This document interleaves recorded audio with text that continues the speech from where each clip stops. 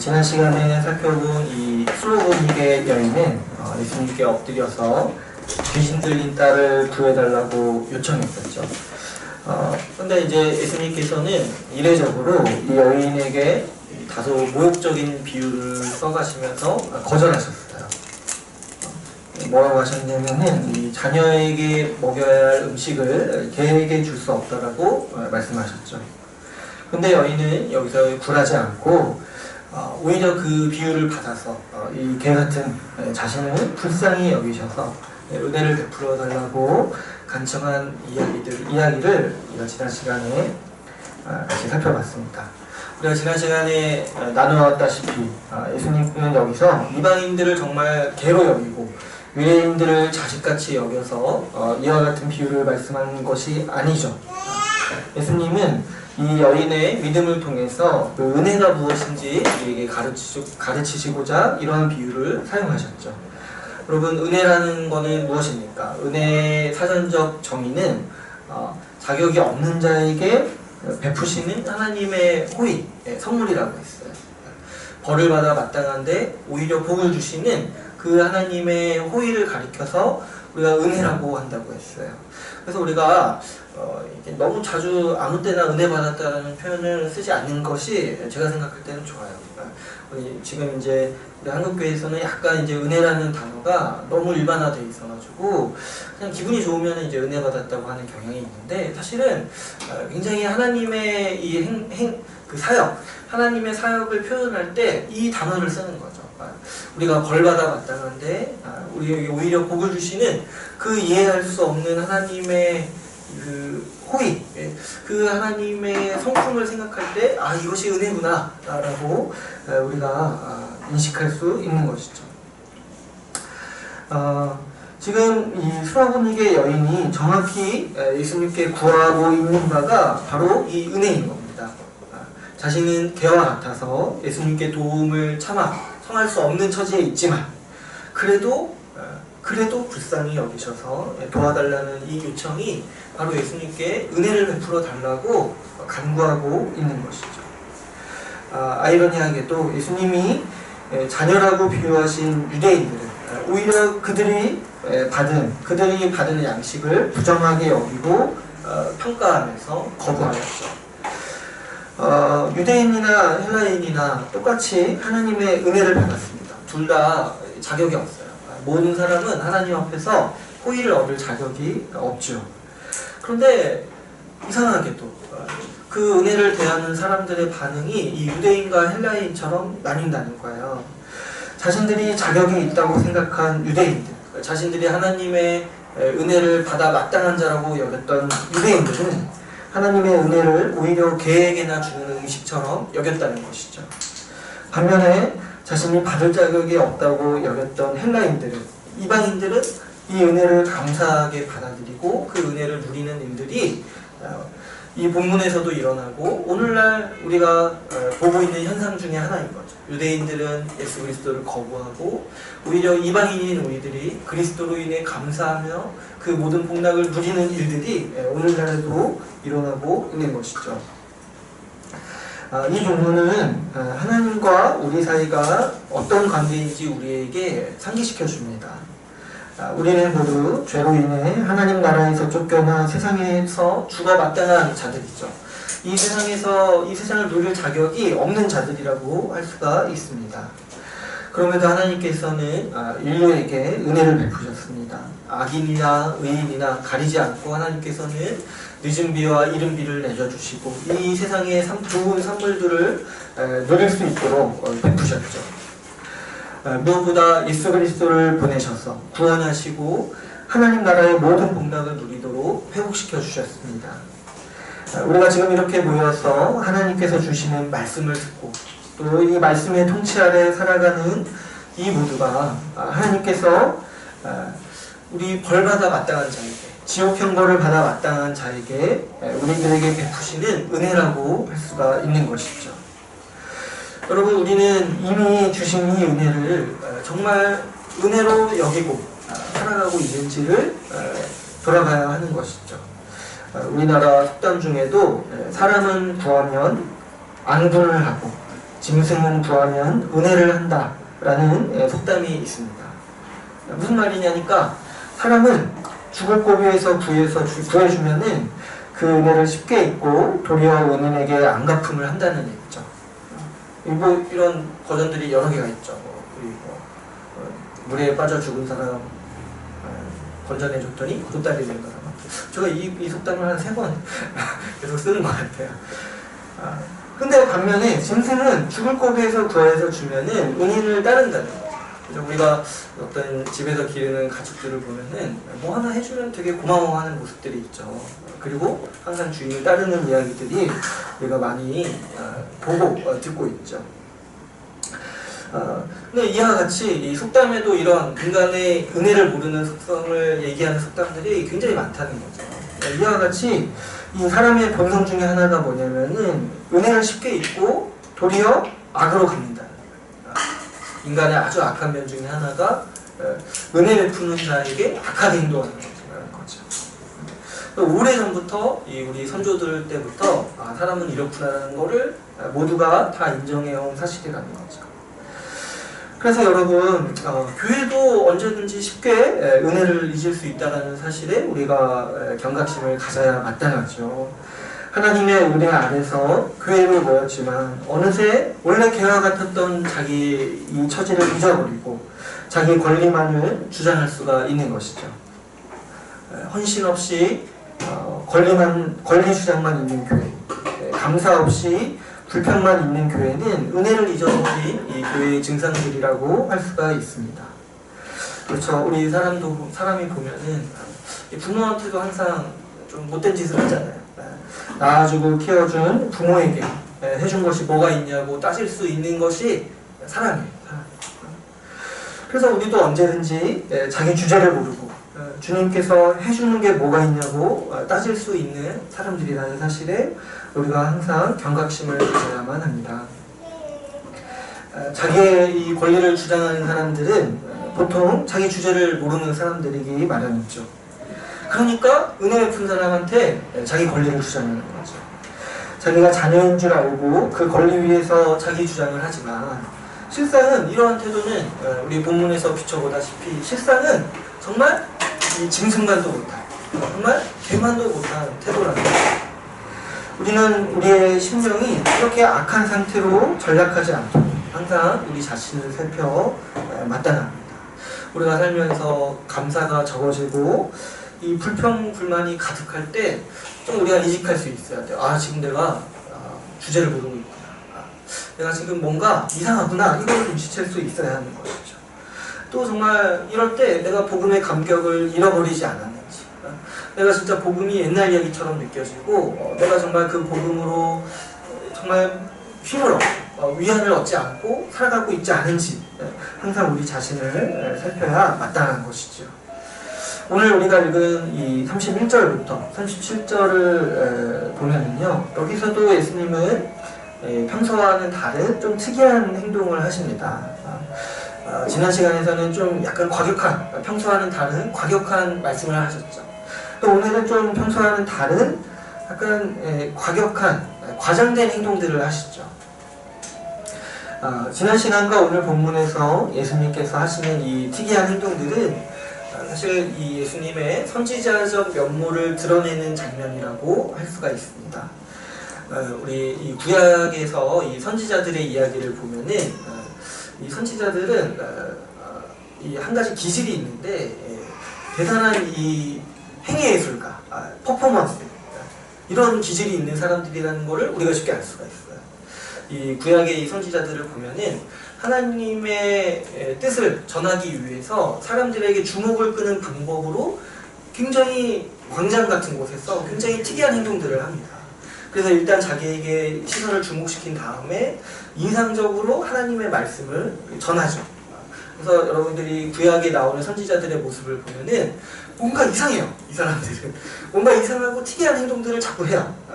대표적으로 제가 한 명 꼽아 보면은 많이 있는데 많이 이렇게 썼다가 좀 줄이려고 이제 한 명 이사야서에 나오는 이사야의 이야기를 이렇게 살펴보면은 이사야는 어떤 행동을 했냐면은 이 사람들, 이 광장에 이렇게 모여있는 시장에 있는 사람들 앞에서 벌거벗은 채로 다녔어요.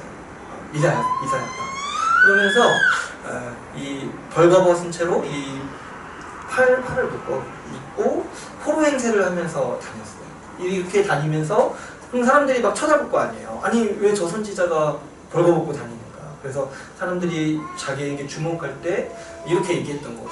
하나님이 이스라엘을 이와 같이 포로가 되게 하실 거다. 얼마나 사람들이 충격을 받겠어요. 시각적으로나 이 말씀으로 경고를 듣는 거예요. 우리가 이렇게 되겠구나. 그 정도로 강력하게 하나님의 말씀을 선지자들이 선포했던 거죠. 오늘 본문에 나오는 예수님도 이런 방식을 취하고 계신다고 볼 수 있습니다.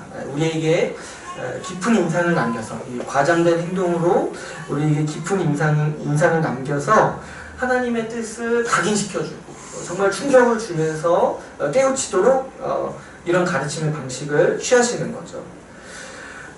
오늘 본문을 보면은 사람들이 귀먹고 말 더듬는 자를 데리고 와서 예수님께 고쳐주시기를 원합니다. 사실 우리가 앞에서도 살펴봤지만 이 고대 사회에서는 거의 모든 의술이 사람을 고치는 일에 무력했어요. 대부분의 이 의술이 사실 미신에 불과했고 사람을 고치는 일에는 상당히 무력했다는 것을 알 수가 있죠. 특별히 그런데 이 눈이 멀었거나 귀가 먹은 일에 있어서는 이 사람의 장기나 이 기능을 완전히 상실한 경우에 있어서는 도저히 사람이 설 수 없는 일이라고 여겼던 것 같습니다. 그렇죠. 우리 병은 어쩌다 보면 날 수는 있잖아요. 그런데 이 기능을 완전히 상실한 증상, 귀머물이나 맹인이나 이런 거는 사람이 설실 수 없는 증상이라고 여겼고 이런 것을 고치는 거는 오로지 신만 가능하다고 여겼던 게 이 고대 사람들의 생각이었던 것 같아요. 그래서 우리 구약의 예언에 이 메시아가 오시고 하나님 나라가 이 땅에 임하면 일어나는 일 중에 하나가 뭐였냐면은 막혔던 귀가 열리고 말 못하는 자가 말하게 된다는 거예요. 이게 이제 구약의 예언에 있다는 거죠. 우리 한번 살펴볼까요? 이사야서 32장 3절에서 5절 말씀을 한번 살펴보겠습니다. 이사야서 32장 3절에서 5절 말씀을 한번 찾아볼까요?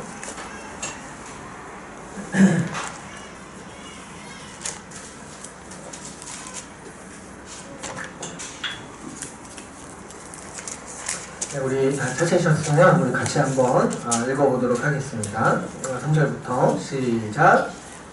자의 눈이 감기지 아니할 것이요 듣는 자가 귀를 기울일 것이며 조급한 자의 마음이 지식을 깨닫고 어눌한 자의 혀가 민첩하여 말을 분명히 할 것이라. 어리석은 자를 다시 존귀하다 부르지 아니하겠고 무둔한 자를 다시 존귀한 자라 말하지 아니하니라.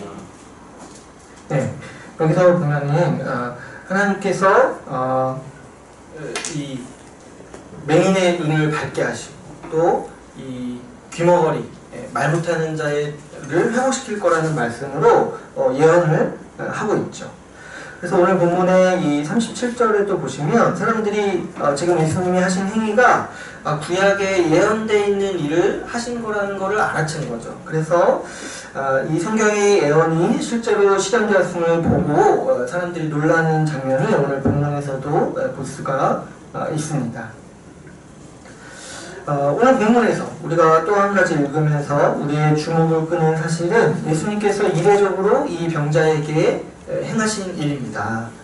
보통 때 같았으면 예수님은 이 병자를 고치시는데 안수하시거나 그냥 말로 고치셨을 거예요. 그런데 이 병자에게는 몇 가지 이 과정들을 거치죠. 일단은 어떻게 하시냐니까 따로 데리고 가십니다. 그래서 이제 많은 사람들이 모인 곳에서 조금 한적한 곳으로 소수의 사람만 모인 곳으로 이 사람을 데려가시죠. 근데 그 다음에 하는 행동들이 상당히 특이하죠. 손가락을 그의 양귀에 넣으시죠. 그리고 그 다음에는 좀 우리가 약간 거부 반응이 있을 수 있는데 침을 뱉으세요. 어디에 침을 뱉으시냐면 뒤에 보니까 이제 손에 예수님이 손에 뱉으신 다음에 그냥 입에도 아니라 그 사람의 혀에 손을 넣어서 예수님이 자기의 침을 바르시죠. 그리고 또 어떻게까지 하시냐니까 하늘을 우러러 탄식하신다고 했어요. 탄식하시며 에바다라는 말씀을 하셨다고 했죠. 에바다라는 말씀이 이제 아람어인데 열리라는 뜻이라고 우리 성경에서 우리 설명해 주고 있죠. 예수님은 왜 이런 특이한 행동을 하실까요?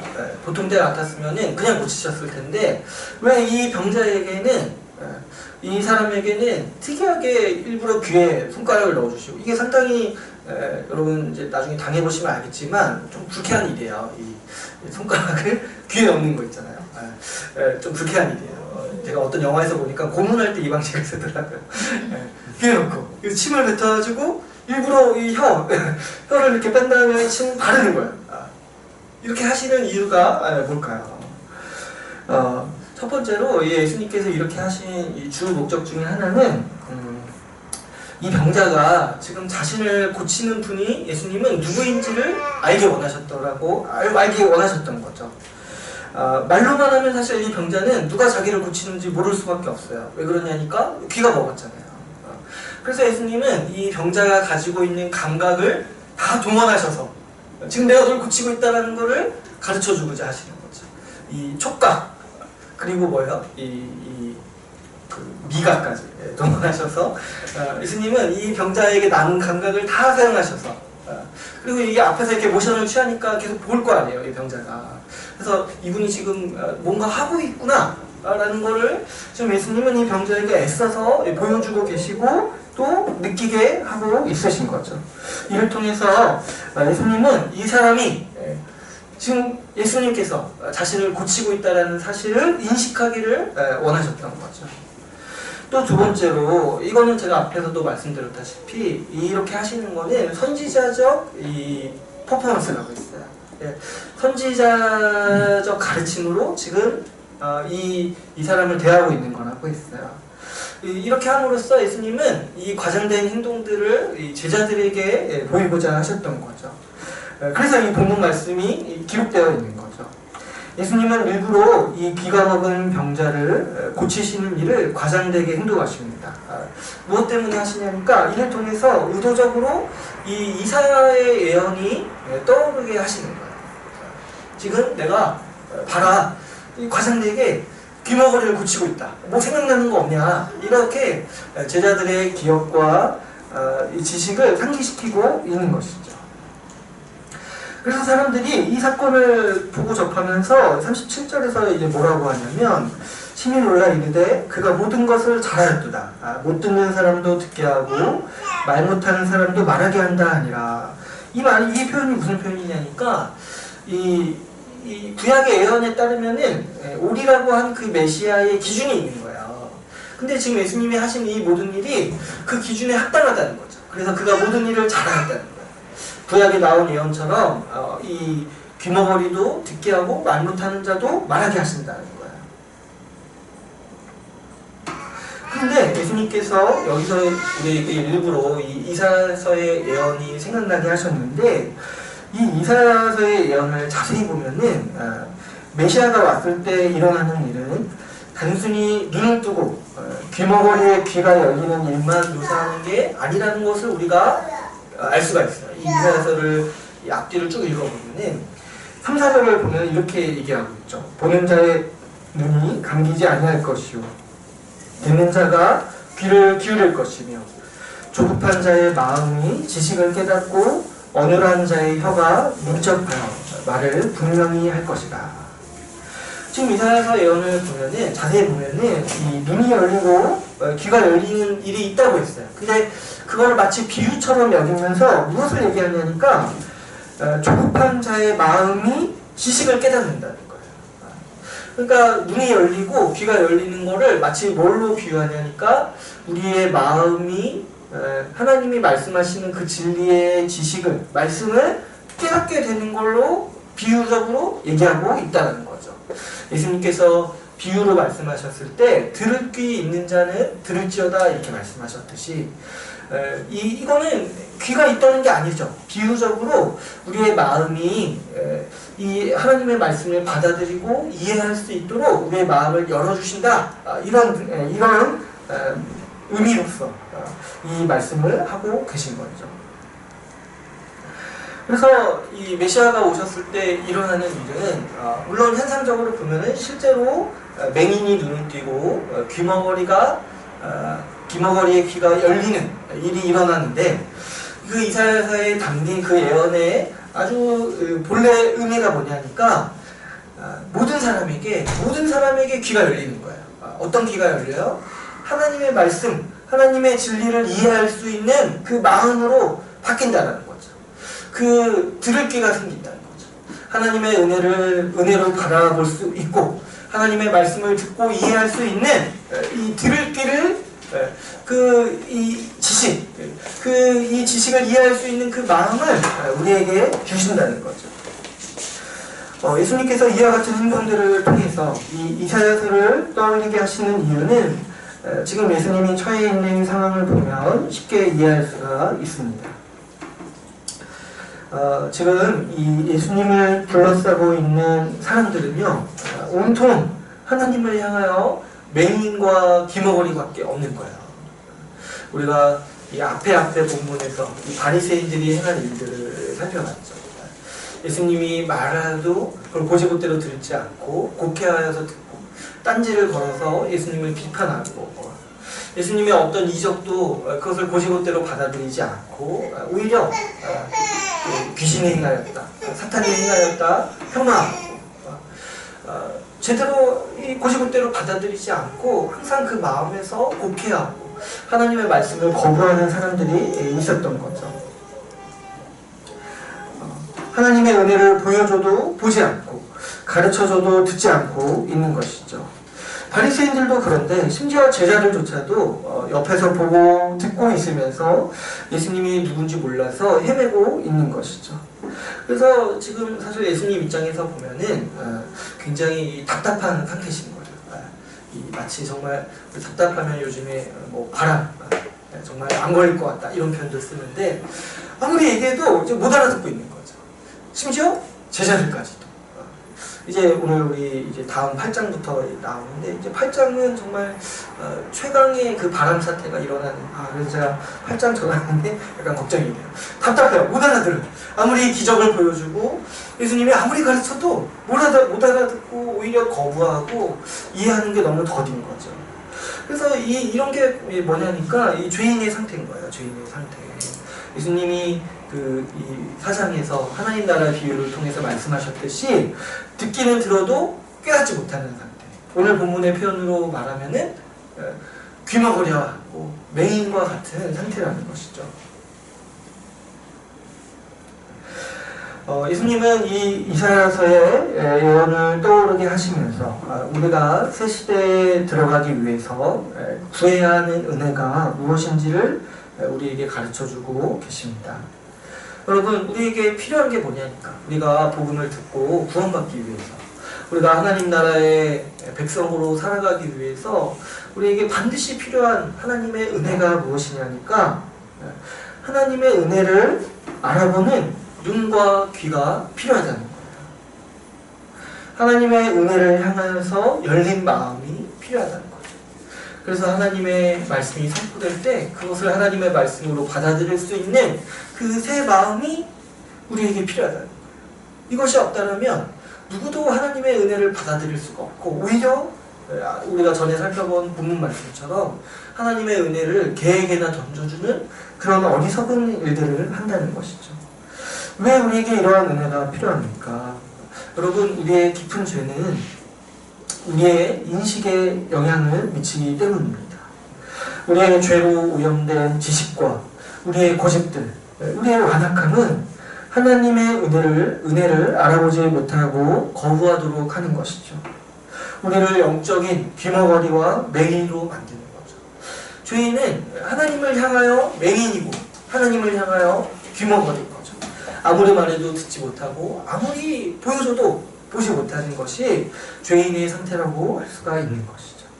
그래서 여러분 어떻습니까? 보통 복음을 거부하는 사람들, 복음을 듣고 이해하지 못하겠다고 말하는 사람들은 머리가 안 좋은 게 아닌 거예요. 마음이 어두워져서 단순한 복음의 진리도 이해하지 못하고 거부하는 것이죠. 사실 이거는 뭐 우리 불신자들의 얘기가 아니라 우리의 과거를 돌아봐도 우리가 쉽게 이런 상태를 우리가 짐작할 수가 있죠. 우리도 지난날을 돌아보면 얼마나 어처구니없는 일들을 고집스럽게 고수하면서 내가 옳다고 주장했던 일들이 얼마나 많습니까? 말씀에 합당한 권면을 받고서도 받아들이기 싫어서, 복음을 이해하고서도 받아들이기 싫어서 얼마나 황당한 논리로 자신을 정당화하는데 우리가 힘썼던 일이 있습니까? 이 마음의 완악함, 말씀에 대하여서 귀를 닫고 이해하지 못하는 이 질병, 듣기는 들어도 깨닫지 못하는 이 질병은 얼마나 무서운 질병이죠. 복음을 듣고 이해했다고 생각해도 말씀이 자기 죄를 지적할 때 완악해져서 한순간 올라오는 감정을 참지 못해 금세 복음을 배반하고 떠나도록 만드는 것이 바로 우리 인식에 붙어있는, 우리 깊숙이 잠겨있는 이 완악함, 어두운 마음의 죄라고 할 수가 있습니다. 우리는 오늘 주님이 말씀하시는 이 은혜를 간절히 구해야 마땅하죠. 우리 마음의 귀와 눈을 열어주셔서 은혜를 알아보고 말씀을 이해할 수 있는 이 은혜를 우리가 구해야 마땅합니다. 그래서 우리가 예배 때도 우리 대표 기도를 주보에 보시면 조명을 위한 기도라고 되어 있어요. 주님께서 우리의 마음을 비춰주시지 않으면 우리가 간단한 말씀도 정말 단순한 진리도 깨달을 수 없다는 것을 우리가 인정하는 거죠. 주님의 은혜를 구하면서 우리가 말씀 듣기를 사모하고 우리 개인의 자리에서도 항상 이 은혜를 구하는 거죠. 내가 말씀을 읽고 정말 내가 말씀을 볼 때, 그리고 일상 가운데서도 주님께서 조명하셔서 말씀을 생각나게 하시고 말씀을 깨달을 수 있는 그 지혜와 능력을 달라고 우리가 구하면서 살아가야 마땅한 것이죠. 주님이 베푸시는 이 은혜가 없다면, 이 성령의 조명하심이 없다면 그 누구도 자신의 완악함을 버리고 예수께로 올 수가 없습니다. 특별히 예수님은 우리의 어두운 마음을 조명하셔서 우리에게 은혜를 베푸시는 분이 누구인지를 알기를 원하십니다. 오늘 본문 말씀에서 예수님은 병자에게, 예수님의 행동을 통해 병자가 예수님이 자신을 고치신다는 사실을 알기 원하셨듯이 예수님은 우리의 마음을 열어주셔서 예수님이 우리에게 은혜를 베풀어 주신다는 사실을 알기 원하십니다. 예수야말로 우리의 은혜라는 사실을 알기 원하시는 거죠. 예수님으로 인하여 마음이 변화되고 귀가 열리고 눈을 뜬 신자가 알게 되는 사실은 예수님께서 나에게 은혜를 베푸셨다는 사실이죠.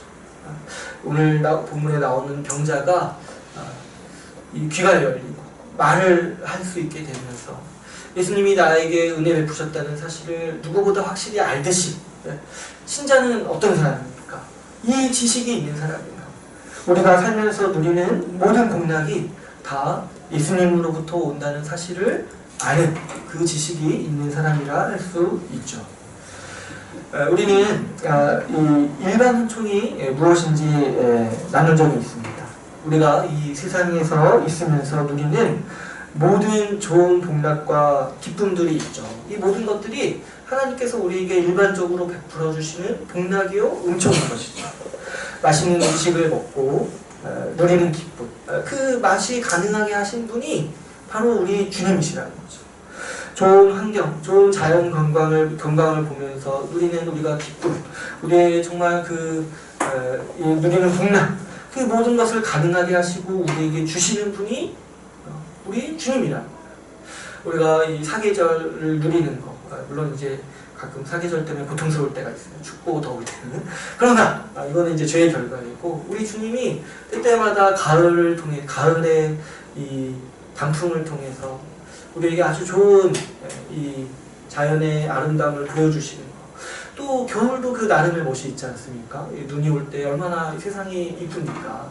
이 모든 것을 창조하시고 우리에게 보여주시는 분이 누구냐니까 우리 주님이라는 거예요.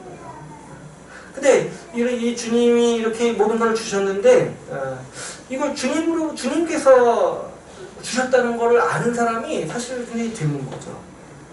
우리가 친구들을 만나고 사람들을 만나면서 이 나누는 친교의 기쁨, 또 어떤가요? 이 사람의 창조물들 있잖아요.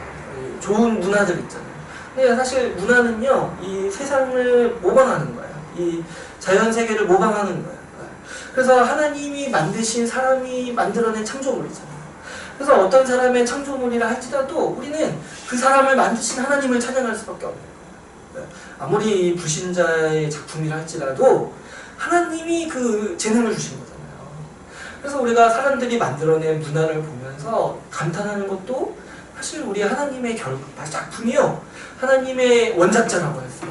우리가 좋은 영화를 보고 감탄하는 거, 좋은 드라마를 보면서 기쁨을 느끼는 거, 그럴 때 정말 우리 신자는 주님 너 어떻게 사람을 이렇게 지으셔서 이런 것들을 내가 누릴 수 있게 하셨는지 우리가 감탄하면서 기쁨을 누릴 수가 있는 것이죠.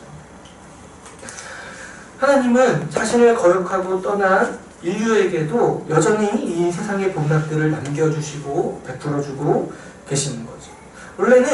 원래 주님은 이렇게 하실 필요가 없어요. 그냥 다 뺏어가 버리면 돼요. 이 음식들, 맛들 이런 거 못 느끼게 하고 그냥 하나만 먹게 하시고 그냥 하시면 돼요. 그렇게 벌 받아라. 여기 벌 받아 마땅한 자다. 이렇게 하시면 되는데 주님은 불쌍히 여기신 거죠. 그 죄인들, 그 창세 때부터 죄인들을 불쌍히 여기셔서 그래도 이 세상의 좋은 복락들을 누리게 하신 것이죠. 그래서 바울은 로마서에서 아무리 불신자라도 이 세상을 보면, 이 세상을 누리는 이 세상을 보면은 하나님이 있음을 부정할 수 없다라고 말하고 있습니다. 로마서 1장 20절에서 이렇게 말씀하죠. 창세로부터 그 보이지 아니하는 것들, 곧 그의 영원하신 능력과 신성이 그가 만드신 만물에 분명히 보여 알려졌나니 그러므로 그들이 핑계하지 못할지니라.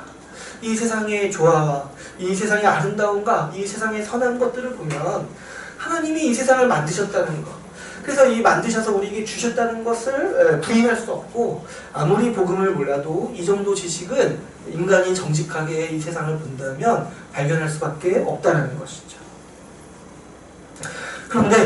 그런데 이 마음이 어둡고 귀가 멀고 눈이 먼 사람들은 이 모든 것들이 자기들이 노력과 힘으로 얻은 것이요, 마땅히 자신들이 누려야 할 권리로 여기고 있습니다.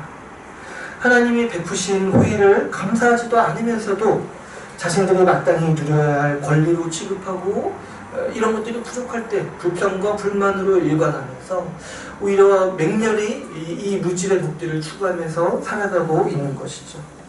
로마서 1장 21절에서 바울은 이런 사람들을 향해서 이렇게 말씀하셨습니다. 하나님을 알되 하나님을 영화롭게 아니하며 감사하지도 아니하고 오히려 그 생각이 허망하여지며 미련한 마음이 어두워졌나니. 그 마음이 너무 미련하고 어둡다는 거예요. 하나님이 정말 호의로서 은혜로서 베푸셨는데 그것을 감사하지도 않고 그 은혜를 은혜로 여기지도 않고 오히려 피조물을 창조주처럼 섬긴다는 거예요. 오히려 하나님이 베푸신 그 호의를 우상처럼 섬긴다는 거죠. 하나님이 우리에게 좋은 음식을 주셨는데 오히려 그 좋은 음식을 숭배하고, 하나님이 우리에게 여러 가지 기쁨, 이 자연 경관이나 여러 가지 이 세상의 좋은 것들을 누리도록 주셨는데 오히려 하나님을 예배하는 것보다 이 쾌락 누리는 것에 빠져가지고 그것을 우상처럼 섬기면서 하나님보다 더 추구한다는 거죠. 이런 바보 같은, 이런 어리석은 행동들이 어디 있습니까? 은혜 베푸는 자를 모르고 주제를 모르고 행동하는 이런 어두운 마음들이 바로 우리가 하나님께 드리고 있는 대접이라는 것이죠. 마음이 어두운 사람들은 이 모든 것들이 예수님으로부터 온다는 사실을 알지 못한 채 하나님의 은혜를 권리처럼 누리고 있습니다. 심지어 이 교회를 다니는 사람들조차도 좀 어떤 일종의 이혼론에 빠져서 하나님이 주시는 복은 그냥 구원해 주시고 천국 가게 해주시고 나머지 물질의 복은 자기가 노력하고 은밀히 챙겨서 쟁취해야 되는 복으로 생각하고 있는 것 같아요. 하나님께서 모든 물질의 복을 주셔서 우리에게 기쁨을 주신다는 사실을 모른 채 하나님께 감사하고 예배하기보다는 오히려 세상이 주는 쾌락에서 힘을 얻고 안위를 얻으려고 하는 사람들의 모습을 우리가 종종 보게 됩니다. 그래서 이 사도 바울의 이 로마서의 이 말씀이 원래는 이방인들을 향한, 하나님을 모르는 사람들을 향한 것인데 동일하게 우리한테도 적용해 볼 수 있어요. 정말 내가 하나님이 주시는 이 복락들이 하나님이 주신다는 걸 알고 있는가? 정말 하나님께 감사하면서 이 세상의 좋은 것들을 누리고 있는가? 내가 정말 하나님을 마땅히 예배하고 있는가? 우리가 돌아봐야 마땅한 것이죠. 예수 그리스도의 은혜로 인해서 귀가 열리고 눈이 열리는 사람에게는 이 모든 세상이, 이 우리가 숨쉬고 아침에 일어나서 누리는 이 모든 세상의 좋은 것들이 은혜인 거예요. 자격 없는 자에게 아낌없이 베푸시는 하나님의 큰 은혜인 거죠. 하나님은 얼마나 자비로우십니까? 우리 같은 자에게 햇빛을 내려주시고 비를 내려주시고 좋은 자연 건강을 주십니까? 복음을 모르고 끝까지 거부하며 살아갈 인생에게도, 끝까지 하나님을 모욕하며 살아갈 인생에게도 하나님은 이 세상을, 자신이 사랑하시는 이 세상을 주신다는 사실, 그분의 자비와 그분의 은혜가 얼마나 크신지 신자는 아는 사람들이죠. 모든 복락이 하나님께 온다는 사실을 알아서 기쁨을 느낄 때마다 하나님께 감사하고 하나님께 예배하기를 힘쓰는 것이 바로 우리의 신자들이라 할 수 있습니다. 불신자는 은혜를 모르는 자들이지만 신자는 누구보다도 이 은혜를 아는 자들이죠. 매일 하나님이 베푸신 복락에 감사하면서 예배하다가 주일에는 이 정말 너무 이 감사가 쌓여서 정말 제대로 감사하고 제대로 예배하기 위해서 한몸된 교회와 모여서 예배하기를 힘쓰는 것이 바로 이 신자의 삶이라고 할 수 있습니다. 신자야말로 이 세상을 제대로 즐길 줄 아는 사람이죠. 왜 그러냐니까 누구에게서 이 모든 복락이 오는 줄 알기 때문이죠. 아침에 햇살이 비치고 가을이 되면 단풍이 들고 겨울이 되면 눈이 내려서 세상을 하얗게 만드는 그 의미가 무엇인지 아는 사람이 신자인 거죠. 이 모든 것이 하나님께서 우리를 위해서 주시는 복락이라는 사실을 아는 사람이 신자이기 때문에 신자야말로 사실 이 세상을 기쁨으로 제대로 누릴 수 있는 사람이라고 할 수 있습니다. 여러분, 신자가 받은 은총 중에 정말 귀한 은총이 뭐냐니까 바로 이 눈과 귀가 열리는 은혜를 받은 것이죠. 예수님께서 우리의 완악한 귀를 열어주셔서 우리는 복 그 자체이신 예수님을 보고 들을 수 있는 은혜를 얻었습니다. 여러분, 이 조명하시는 은혜가 있기에 우리는 복음을 이해하는 거예요. 주님께서 우리를 조명하셨기에 우리에게 들을 귀를 주시고 볼 수 있는 눈을 주셨기 때문에 우리가 복음을 이해하는 것이죠. 이 조명하시는 은혜가 있기에 복음 앞에서 죄악에 빠져 헤매었던 나 자신을 인정하고 통회하는 심령으로 회개하는 일들이 일어나는 것이죠. 이런 조명하시는 은혜가 없었더라면 어떻게 우리같이 완악한 사람들이 자신의 죄를 인정하며 모든 자기 의를 꺾고 예수님이 주시는 선물을 받아들일 수 있겠습니까? 이 조명하시는 은혜가 없다면 어떻게 이 세상을 보이지 않는 곳에서 운행하시는 그 하나님의 경륜과 섭리를 우리가 이해할 수 있었겠습니까? 신자는 일반 은총도 제대로 즐길 줄 알지만 무엇보다 이 복음의 은혜를 아는 특별 은총으로 인해서 감사하는 사람이라 할 수 있습니다. 우리가 신자로 구원받은 사람으로 살면서 감사한 게 있다면 이 은혜로 인식하는 안목, 이 눈과 귀가 있다는 사실이죠. 여러분, 저도 이제 살면서 느끼지만 이 안목이라는 게 정말 가지기가 힘듭니다. 특별히 우리 교회에 옷 잘 입으시는 분들이 많은데 이거 가지기 상당히 힘든 걸 제가 많이 느껴요. 그렇지 않습니까? 많이 제가 옷 살 때마다 항상 드는 생각이 아주 같이 가고 싶다. 내 안목을 좀 바꿔주고 바꿔주기를 원하는 이런 생각들. 이게 배운다고 되는 게 아닌 것 같아요. 이거는 뭔가 가지고 있는 거예요. 은혜. 근데 여러분 한번 반대로 생각해 봅시다. 안목을 가진 분들 입장에서 생각해 보면 안목 없는 사람들 보면 어때요? 답답하지 않습니까?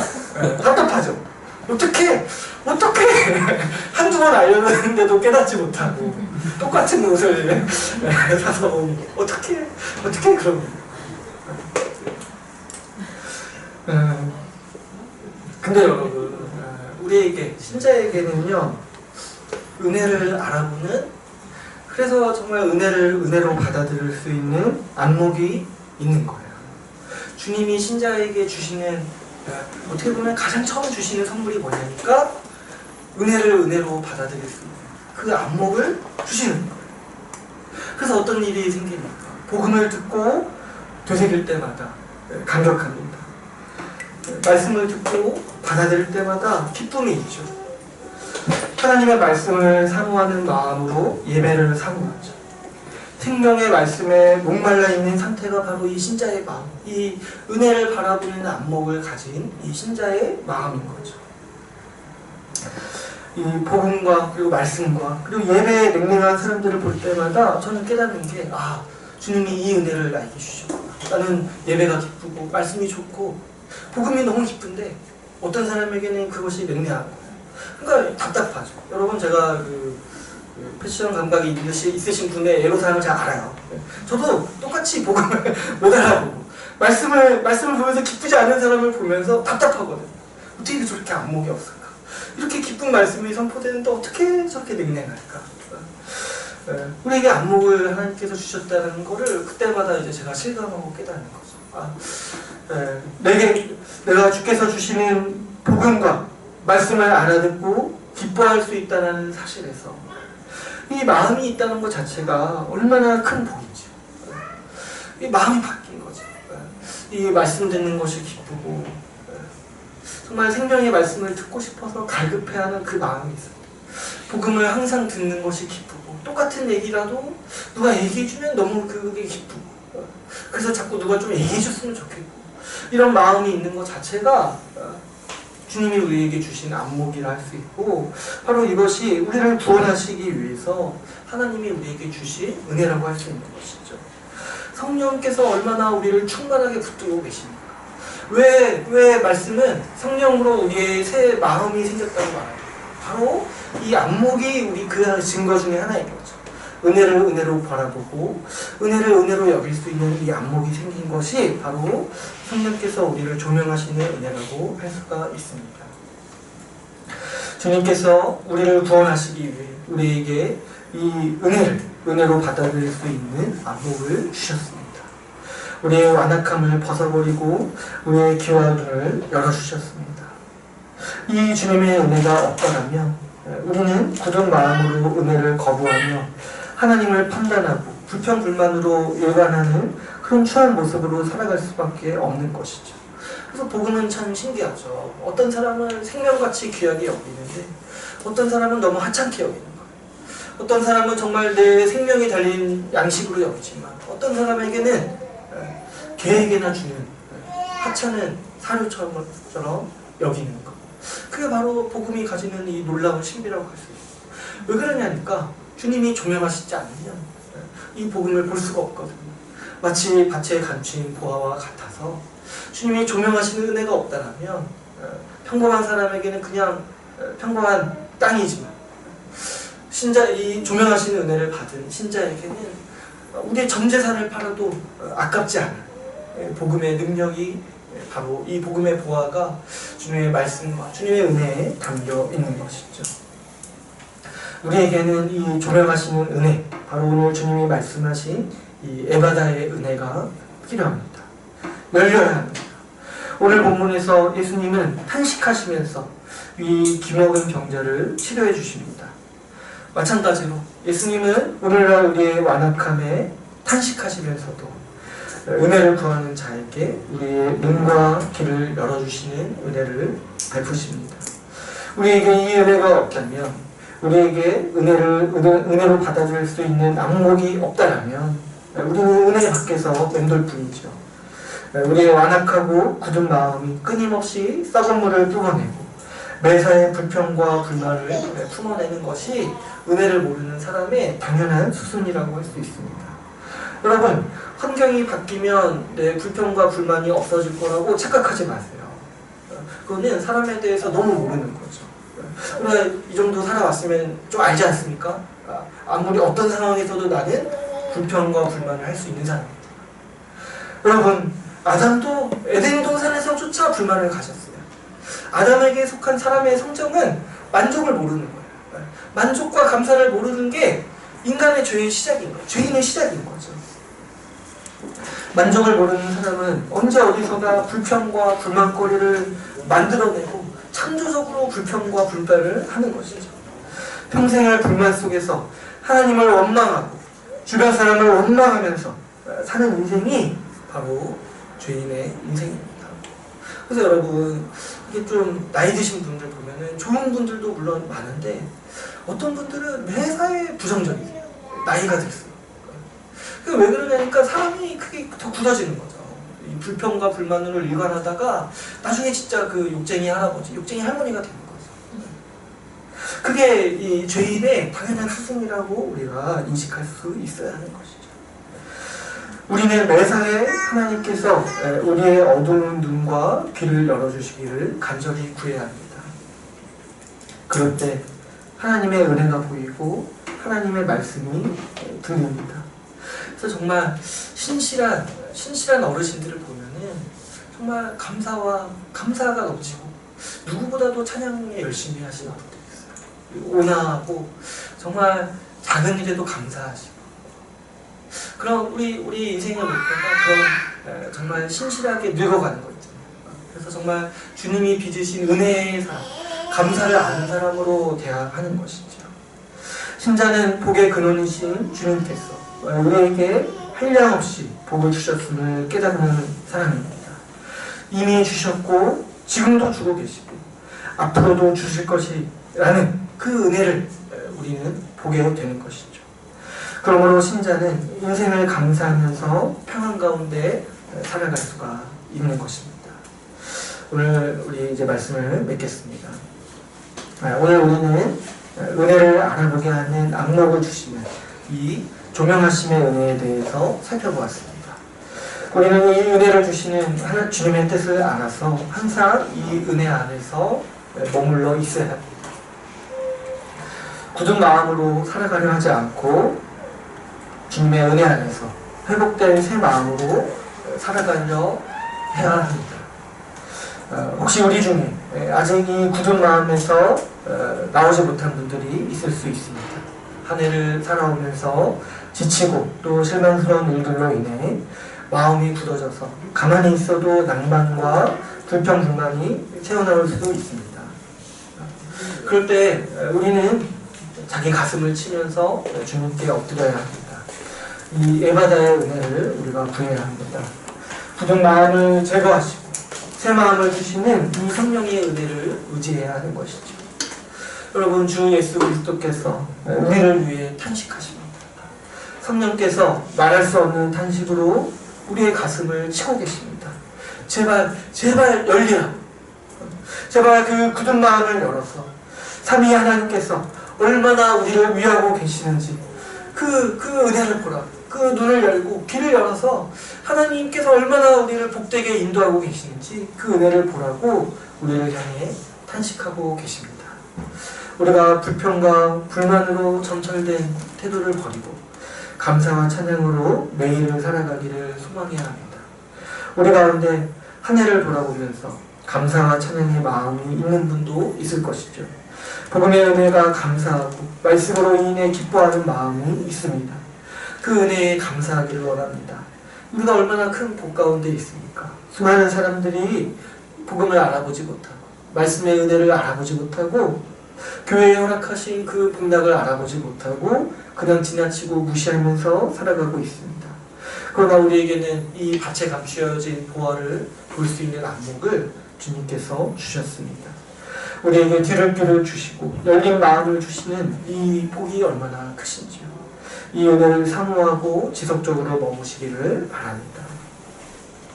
교회를 세우시고 주관하시는 주님께서 우리 교회에 이 조명하시는 성령의 은혜를 한없이 부어주시기를 원합니다. 이 은혜로 인해 감사와 찬양으로 매일을 살아가는 우리 주인어라 교회가 되기를 간절히 소망합니다. 이 말씀을 마치고 같이 기도하는 시간을 갖도록 하겠습니다. 우리 이 시간을 같이 기도하실 때 들은 말씀을 가지고 같이 기도하기를 원하는데요. 우리가 한 해를 돌아보면서 우리 마음 가운데 혹시 굳은 마음이 있지는 않은지, 은혜로 여기지 않는 그런 마음이 있지 않은지 우리가 돌아보면서